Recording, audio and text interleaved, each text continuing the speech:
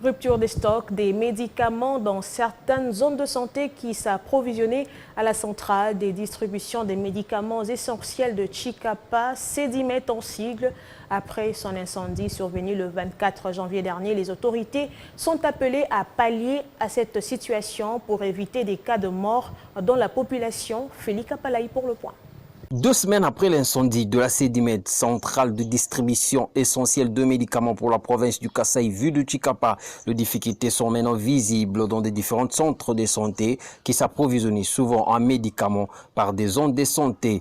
Tel est le cas du centre de santé Kanzala 1 qui s'approvisionnait souvent à l'hôpital général de référence de Kanzala dans la zone de santé portant le même nom.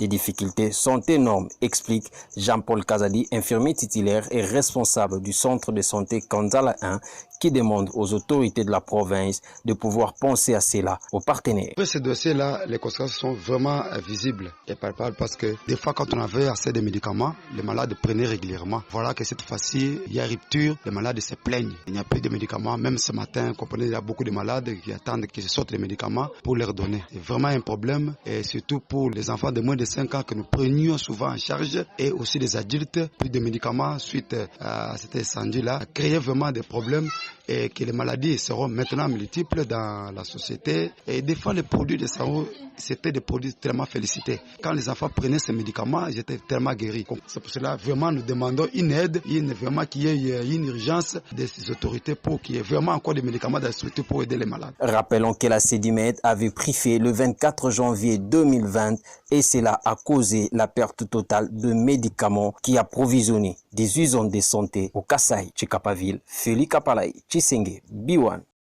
Et enfin, les recteurs et directeurs généraux de la province de la Lomami condamnent avec fermeté l'interventionnisme politicien dans la gestion des universités et instituts supérieurs pédagogiques.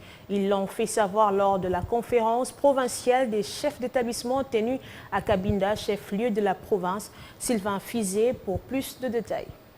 Enseignement supérieur et universitaire.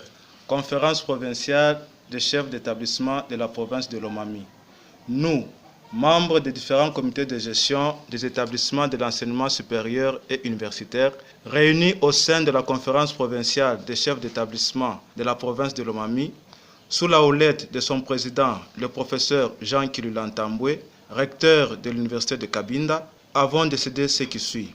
Premièrement, condamnons énergiquement l'interventionnisme politicien dans la vie et la gestion des institutions de l'enseignement supérieur et universitaire et affirmons devant Dieu et l'opinion que nous constituons et constituerons un corps, c'est-à-dire aucun événement, quelle que soit sa couleur, ne peut nous diviser. Deuxièmement, recommandons l'application intégrale des dispositions statutaires des textes légaux conformément au vade-mecum du gestionnaire sur le respect des attributions de chaque membre du comité de gestion.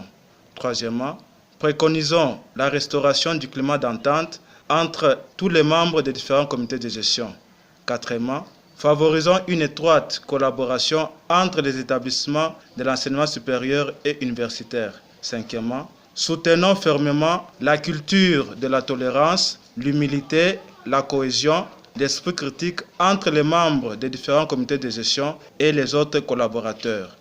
Fait à Cabinda le 11 février 2020 pour la COP7, le président, professeur Jean Kilulantambwe, le secrétaire chef de travaux André Nyongoni.